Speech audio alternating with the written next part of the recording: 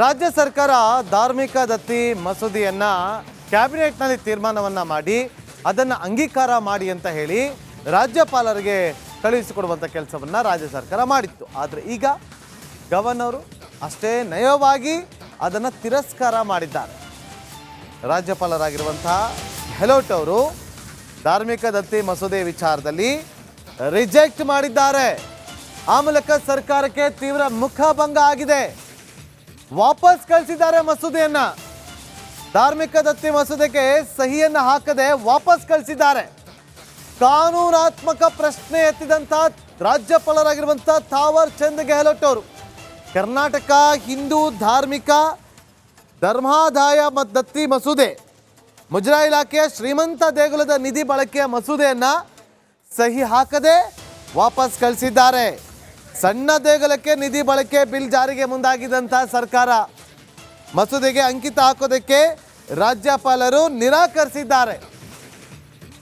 ನೋಡಿ, ಒಂದು ತಿದ್ದುಪಡಿಯನ್ನ ಮಾಡಲಾಗಿತ್ತು ಧಾರ್ಮಿಕ ದತ್ತಿ ಮಸೂದೆ. ಅದನ್ನ ಕ್ಯಾಬಿನೆಟ್ನಲ್ಲಿ ತೀರ್ಮಾನಕ್ಕೆ ತೆಗೆದುಕೊಂಡು ಅದು ಇಂಪ್ಲಿಮೆಂಟ್ ಮಾಡಬೇಕು ಅಂತಂದ್ರೆ ರಾಜ್ಯಪಾಲರ ಸಹಿ ಬೇಕು. ಹಾಗಾಗಿ ಆ ಧಾರ್ಮಿಕ ದತ್ತಿ ಮಸೂದೆಯನ್ನ ರಾಜ್ಯಪಾಲರಿಗೆ ಕಳಿಸಿಕೊಟ್ಟಿರ್ತಾರೆ. ಅದನ್ನ ಓದಿದಂತಹ ರಾಜ್ಯಪಾಲರು ಯಾಕೆ ಹಿಂದೂ ದೇವಸ್ಥಾನಗಳಿಗೆ ಬೇರೆ ಧರ್ಮದ ವಿಚಾರವಾಗಿ ಯಾಕೆ ಇಲ್ಲಿ ಪ್ರಸ್ತಾಪ ಮಾಡಿಲ್ಲ ಅಂತ ಹೇಳಿ ಸಹಿ ಹಾಕದೆ ವಾಪಸ್ ಕಳುಹಿಸಿದ್ದಾರೆ ಅನ್ನೋ ಮಾಹಿತಿ ರಿಪಬ್ಲಿಕ್ ಕನ್ನಡಕ್ಕೆ ಎಕ್ಸ್ಕ್ಲೂಸಿವ್ ಆಗಿ ತಿಳಿದು ಬಂದಿದೆ. ತಿದ್ದುಪಡಿ ಮಸೂದೆಗೆ ಅಂಕಿತ ಹಾಕೋದಕ್ಕೆ ರಾಜ್ಯಪಾಲರು ನಿರಾಕರಿಸಿದ್ದಾರೆ, ರಿಜೆಕ್ಟ್ ಮಾಡಿದ್ದಾರೆ. ಸ್ಪಷ್ಟೀಕರಣ ಕೇಳಿ ಅಂಕಿತ ಹಾಕದೆ ವಾಪಸ್ ಕಳುಹಿಸಿದ ರಾಜ್ಯಪಾಲರು. ಅದಕ್ಕೆ ಸಂಬಂಧಪಟ್ಟಂತೆ ಅವರು ಸಂಕ್ಷಿಪ್ತವಾದಂಥ ಒಂದು ವರದಿಯನ್ನು ಸಲ್ಲಿಕೆ ಮಾಡುವಂಥ ಕೆಲಸಕ್ಕೆ ಮುಂದಾಗ್ತಾರೆ.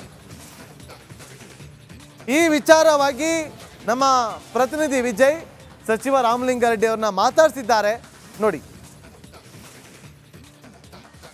ಧಾರ್ಮಿಕ ದತ್ತಿ ತಿದ್ದುಪಡಿ ವಿಧೇಯಕವನ್ನ ಮಸೂದೆಯನ್ನ ರಾಜ್ಯಪಾಲರು ವಾಪಸ್ಸನ್ನ ಸರ್ಕಾರಕ್ಕೆ ಕಳಿಸಿರುವಂತದ್ದು ಅಂಕಿತ ಹಾಕದೆ ಒಂದಷ್ಟು ಪ್ರಶ್ನೆಗಳನ್ನ ಎತ್ತಿರುವಂತದ್ದು. ಈ ಬಗ್ಗೆ ಮಾತಾಡೋಕೆ ಮುಜರಾಯಿ ಇಲಾಖೆ ಸಚಿವರಾದಂತ ರಾಮಲಿಂಗಾರೆಡ್ಡಿ ನಮ್ಮ ಜೊತೆ ಇದ್ದಾರೆ. ಸರ್, ನೀವು ಕಳಿಸಿದಂತಂದ್ರೆ ಸಾಕಷ್ಟು ಕಳೆದ ವಿಧಾನಸಭೆ ಚುನಾವಣೆ ವಿಧಾನಸಭೆಯಲ್ಲಿ ಸಾಕಷ್ಟು ಚರ್ಚೆ ಆಗಿತ್ತು ಆ ಮಸೂದೆ. ಈಗ ವಾಪಸ್ ಬಂದಿರೋ ಸರ್ಕಾರ ರಾಜ್ಯಪಾಲರು ಅಂಕಿತ ಹಾಕಿದೆ, ಏನಿದೆ ಮಾಹಿತಿ?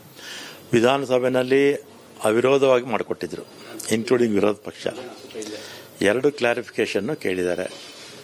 ಒಂದು, ಈ ಧಾರ್ಮಿಕ ದತ್ತಿ ಈ ಕಾಯ್ದೆ ಮೇಲೆ ಒಂದು ಸುಪ್ರೀಂ ಕೋರ್ಟಲ್ಲಿ ಕೇಸ್ ಇತ್ತು. ಕೇಸ್ ಇದ್ದಾಗ ಅಮೆಂಡ್ಮೆಂಟ್ ಮಾಡ್ಬೋದಾ ಬೇಡವಾ ಅಂತ ಕೇಳಿದ್ದಾರೆ, ಮೊದಲನೇದು. ಎರಡನೇದಾಗಿ ಅನ್ಯ ಕೋಮ್ನವ್ರಿಗೆ ಏನಾದರೂ ಅವಕಾಶ ಇದೆಯಾ ಅಂತ ಕೇಳಿದ್ದಾರೆ. ಅದರಲ್ಲಿ 2 ಕಡೆ ಮಾತ್ರ, ಒಂದು ಬಾಬಾ ಬುಡನ್ಗಿರಿ ದತ್ತಾತ್ರೇಯ ಟೆಂಪಲ್ನಲ್ಲಿ ಮತ್ತು ಚೌಡೇಶ್ವರಿ ಭೂತರಾಯ ಸಾದತ್ ಅಲಿ ಖಾನ್ ದರ್ಗಾ, ಇದರಲ್ಲಿ ಕೂಡ ಬಿಜೆಪಿ ಸರ್ಕಾರದಲ್ಲೂ ಕೂಡ 2 ಕೋಮ್ನವ್ರನ್ನ ಹಾಕ್ತಾರೆ. ಅಷ್ಟೇ ಸಿಂಪಲ್, ಇನ್ನೇನೂ ಇಲ್ಲ. ಅಂದ್ರೆ ಸರ್, ಈಗ ಈ ಬಿಲ್ಲಲ್ಲಿ ಒಂದು ಅಂಶ ಹೇಳಿರುವಂಥದ್ದು ಅಂದ್ರೆ ಇತರೆ ಧಾರ್ಮಿಕ ಸಂಸ್ಥೆಗಳನ್ನು ಈ ಮಸೂದೆಯಲ್ಲಿ ಸೇರಿಸ್ತೀರಾ ಅಂತ. ಓಕೆ. ಚೌಡೇಶ್ವರಿ ಭೂತರಾಯ ಚೌಡೇಶ್ವರಿ ಸಾದತ್ ಅಲಿ ಖಾನ್ ದರ್ಗಾ ಮತ್ತು ಬಾಬಾ ಬುಡನ್ಗಿರಿ ದತ್ತಾತ್ರೇಯ ಟೆಂಪಲಲ್ಲಿ ಈ 2 ಕಡೆ ಮಾತ್ರ 2 ಕೋಮ್ನವ್ರು ಇರ್ತಾರೆ, 2 ದೇವಸ್ಥಾನದಲ್ಲಿ. ದೇವಸ್ಥಾನ ದರ್ಗಾ 2ರಲ್ಲಿ ಮಾತ್ರ. ಇದು ಬಿಜೆಪಿಯವರು ಮಾಡಿದ್ದಾರೆ, ಅವರೇ ಮಾಡಿರೋದು, ಬಿಜೆಪಿಯವರು ಮಾಡಿದ್ದಾರೆ, ಅದಕ್ಕಿಂದೇನೂ ಮಾಡಿದ್ರು. 2 ಕಡೆ ಮಾತ್ರ ಅಷ್ಟೇ. ನಮಗೆ ಇದಾಗಿದೆ ಏನಂತಂದ್ರೆ, ಈಗ ಏನು 10% 1 ಕೋಟಿಗೂ ಬೆಲೆ ನೀವು ನಾನು ಇದು ಕಳಿಸ್ತೀನಿ ನೋಡಿ ನಿಮಗೆ. ಗವರ್ನರ್ ಅವರು ನಮ್ಗೇನು ಮಾಹಿತಿ ಕೇಳಿದ್ದಾರೆ ಅದು ನಿಮಗೆ ಕೊಡ್ತೀವಿ, ನೋಡಿ. ಈಗ ಗವರ್ನರ್ ಮತ್ತೆ ನೀವೇನು ಭೇಟಿ ಮಾಡಿ ಏನಾದರೂ ಕೂಡ ನಮ್ಮ ಪ್ರಿನ್ಸಿಪಲ್ ಸೆಕ್ರೆಟರಿ ಅವರು ಅದಕ್ಕೆ ಏನು ಬೇಕೋ ಉತ್ತರವನ್ನು ಬರೆದು ಕಳಿಸ್ತಾರೆ. ಸಣ್ಣ ಕ್ಲಾರಿಫಿಕೇಶನ್ ಅಷ್ಟೇ ಅವ್ರು ಕೇಳಿರ್ತಕ್ಕಂಥದ್ದು.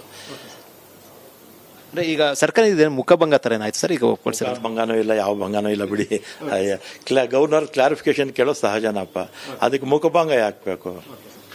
ಮತ್ತೊಂದು ಚರ್ಚೆ ಉಂಟಾಗಿದೆ ಸರ್. ಈಗ ನೀವು ಧಾರ್ಮಿಕ ದತ್ತಿ ಸಂಸ್ಥೆಗಳ ವ್ಯಾಪ್ತಿಗೆ ಬರುವಂತ 1 ಕೋಟಿ ಅದೇ ಏನು ಆದಾಯ ಇರುವಂತ ಅದ್ರದ್ದು ಬರಲ್ಲ. ಅದೇ ಅಂದ್ರೆ ಇತರೆ ಇವಾಗ ಗವರ್ನರ್ ಅವರು ಏನು ಕೇಳಿದಾರೆ ಅಷ್ಟಕ್ಕೆ ಮಾತಾಡ್ತಾನೆ ಅಷ್ಟೇ. Okay sir. ಗವರ್ನರ್ ಏನು ಹೇಳಿದ್ದಾರೆ ಅಷ್ಟಕ್ಕೆ ನಾನು ನಿಮ್ಗೆ ಕ್ಲಾರಿಫಿಕೇಶನ್ ಕೊಟ್ಟಿದ್ದೀನಿ. ಮಿಕ್ಕಿದ್ದೆಲ್ಲ ನೀವು ಯಾಕೆ ಮಸಾಲೆ ಹಾಕ್ತೀರಾ? ಕಟ್ ಮಾಡ್ಬಿಡಪ್ಪ ಇದು. ಇದು ರಾಮಲಿಂಗಾರೆಡ್ಡಿ ಅವರ ಹೇಳಿಕೆ. ಅವರು ರಾಜ್ಯಪಾಲರು ಏನು ಕೇಳಿದ್ದಾರೆ ಅದಕ್ಕೆ ಸಂಬಂಧಪಟ್ಟಂತೆ ಸ್ಪಷ್ಟೀಕರಣ ಏನು ಅಧಿಕಾರಿಗಳು ಕೊಡ್ತಾರೆ ಮತ್ತು ಇದರಲ್ಲಿ ಯಾವುದು ಕೂಡ ಗೊಂದಲ ಇಲ್ಲ ಅಂತ ಸ್ಪಷ್ಟಪಡಿಸಿರುವಂಥದ್ದು. ಕ್ಯಾಮರಾ ಪರ್ಸನ್ ಮಂಜುನಾಥ್ ಜೊತೆ ವಿಜಯ್ ಜನ, ರಿಪಬ್ಲಿಕ್ ಟಿವಿ, ಬೆಂಗಳೂರು.